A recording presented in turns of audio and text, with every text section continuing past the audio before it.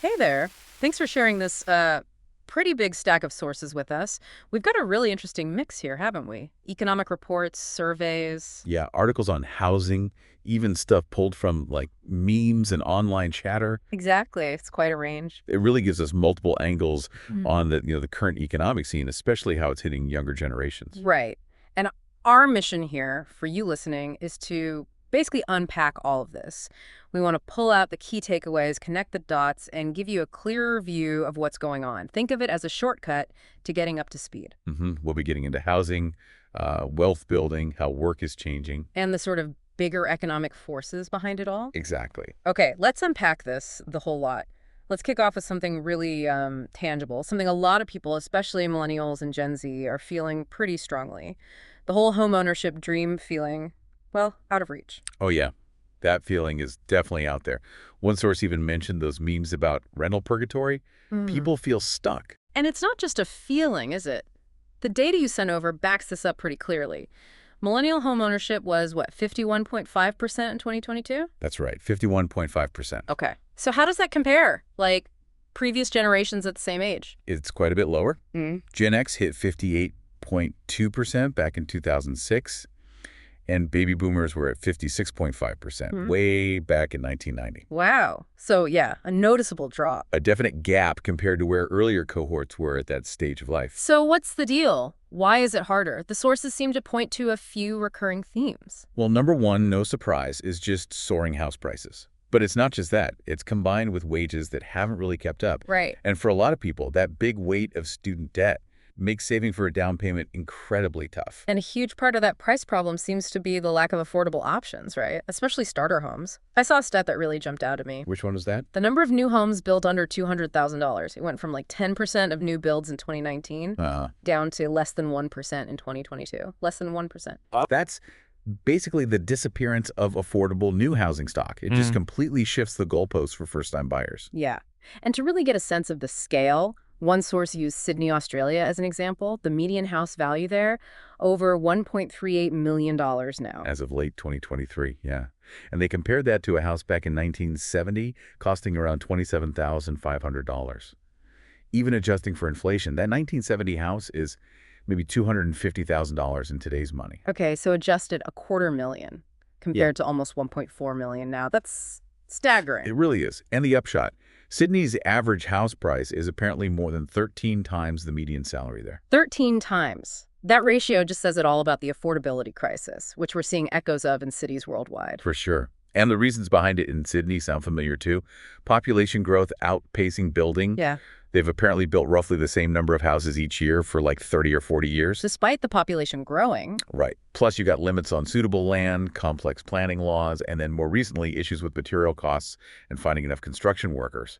And interest rates played a big part over the longer term too, didn't they? Before the recent hikes, decades of falling rates made borrowing cheaper. Hugely cheaper, which meant people could borrow more, stimulating demand like crazy. Yeah, that Sydney example mentioned rates falling from 8% in 2000 down to just 2% during the pandemic. Exactly. And we saw similar things in the U.S. in 2020, right?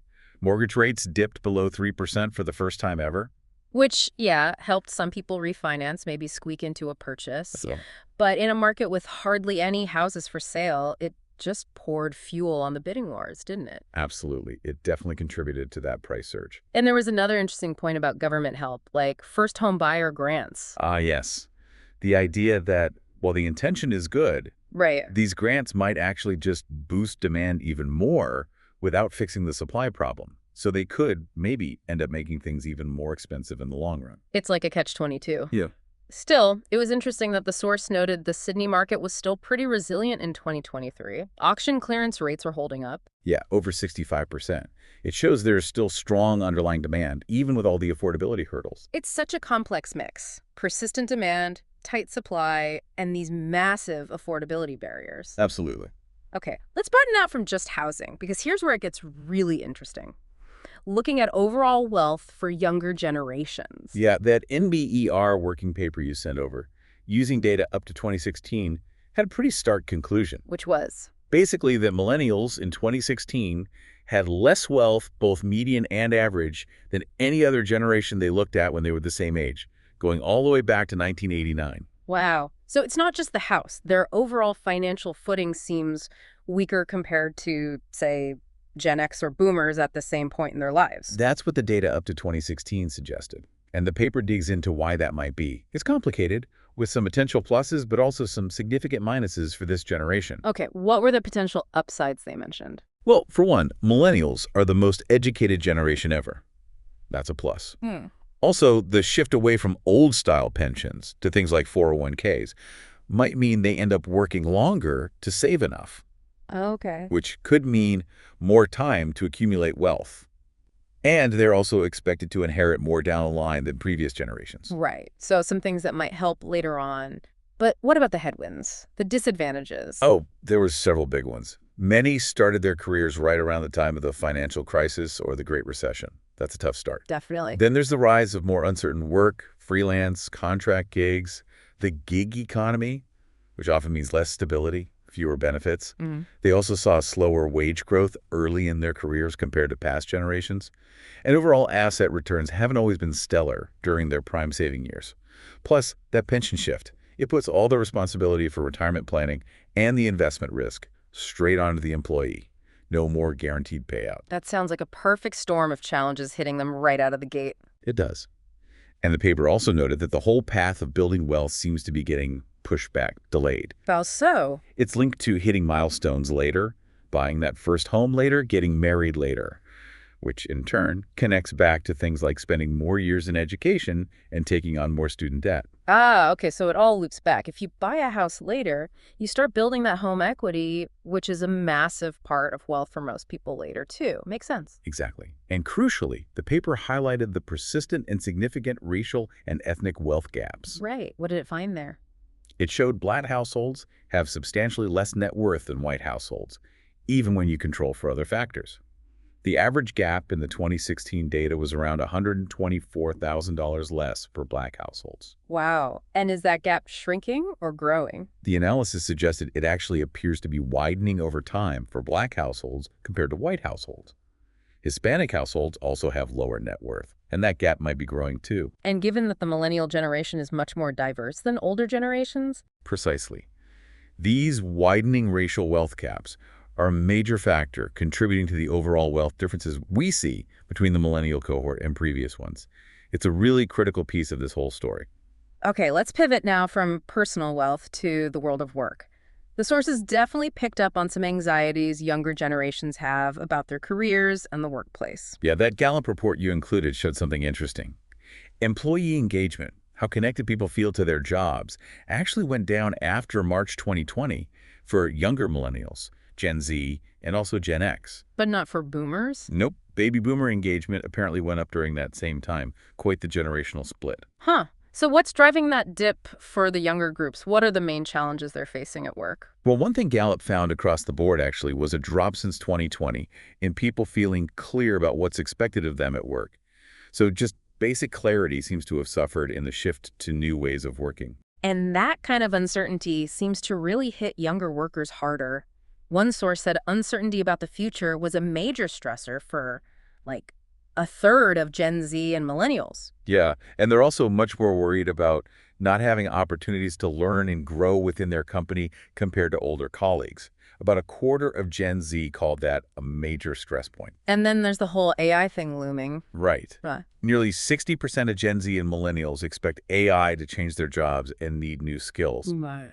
But only about half of them feel their employers are actually giving them the training they need to adapt. That's a big gap and a source of anxiety. You can see why. And it connects to another point, doesn't it? About education costs. It does. The sources mentioned about a third of Gen Z and millennials are thinking about skipping traditional college because it's just so expensive now. They're looking for other ways to get the skills they need. Which makes total sense. If college costs a fortune and might not even give you the right skills for the future. Yeah. There was even that prediction about a potential tech-fueled startup boom for Gen Z because technology lowers barriers and maybe makes that traditional degree less essential for some paths. It fits with this idea mentioned in the Gallup report, too, this sort of gig worker mindset that might have emerged more since the pandemic, a feeling among younger workers that maybe they're less tied, less emotionally invested in one single company for the long haul. So, given all this, What can companies actually do? Do the reports offer suggestions for engaging these younger workers better? Yeah, Gallup had some concrete ideas. Communicating a clear purpose and vision for the company is key. Good coaching from managers is vital, like having one solid conversation each week about performance, growth, what they want to achieve. That seems doable. What else? Setting clear expectations about things like hybrid work. Gallup actually suggested aiming for maybe 2 or 3 days in the office per week could help provide that connection and mentorship younger staff often need. Okay, so not fully remote, not fully in office, but intentional time together. Right. And also offering flexible, personalized ways to learn and develop. Asking for their input, and this is crucial, actually acting on their ideas. Showing their voice matters. But it also mentioned managers need help too, right? Definitely. Something That- like 70% of managers apparently haven't had specific training on how to lead hybrid teams effectively. So they need support to be able to provide that coaching and clarity. It really paints a picture of a workplace needing to adapt fast to keep up with the changing needs and worries of these generations. And you see the extreme end of these financial and work pressures in places like Seoul, South Korea. One study found almost half of young people there are living in poverty. Half. That's shocking. Yeah, and specifically over 55% face what's called asset poverty, meaning they don't have enough liquid savings to cover even 3 months of basic living costs if they lost their income. Wow. It's toughest for the 19 to 24 age group, where income poverty is over 73%. And a huge factor is youth unemployment. Over 45% of 15 to 29-year-olds were apparently unemployed for more than a year in 2023. That level of joblessness and financial insecurity must have massive ripple effects. Absolutely. It contributes to more young people falling into the NEET category, not in education, employment, or training. And it's strongly linked to mental health issues. One study cited 34.7% of young adults in Seoul reporting depression, with higher rates among the unemployed. And it puts pressure back on families too, presumably. Exactly. More reliance on parents for longer, which could even create poverty issues for the older generation later on if their kids can't achieve financial stability. It's a really tough cycle. And if we connect this to the bigger picture, all these individual and generational challenges are unfolding against a wider economic backdrop that your sources also touched on. Right, like inflation. We've all felt that recently. That CPI data table you included really spells out how prices have climbed over the years. The Consumer Price Index, it's the main measure of inflation for everyday goods and services. And yeah, looking at that historical data just shows the cumulative impact on everyone's buying power. And separate from the numbers themselves, there was that fascinating story about trust in economic staff. Oh yeah, the Argentina example, where the government was apparently tweaking the official inflation figures between 2007 and 2015. To make inflation look lower than it was.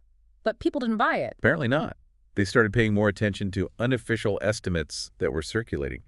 It's just an interesting reminder that while official statistics are vital, public trust in them isn't always guaranteed, and people might look elsewhere if they feel the official numbers don't match their reality. Good point. And the sources also flagged a broader economic trend from a World Bank report.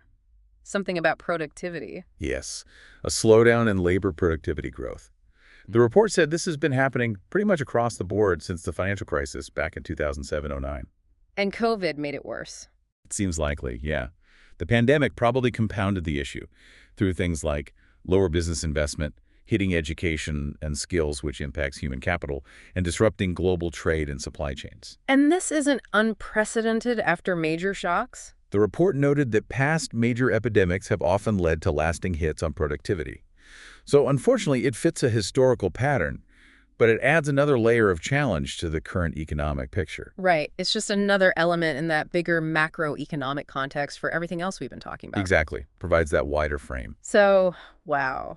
We have covered a lot of ground here, from the tough reality of buying a home today to the bigger picture of wealth building, where younger generations seem to be falling behind. Yeah, and the shifts happening at work, the anxieties around skills and AI, the engagement challenges.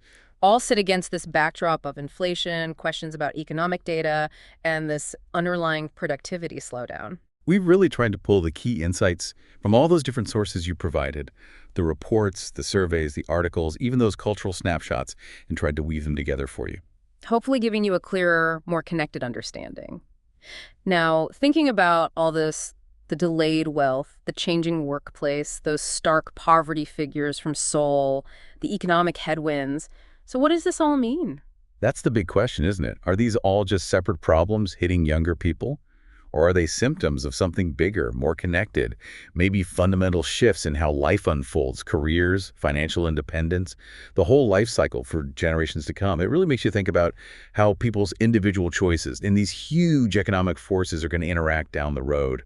Definitely leaves us with a lot to chew on.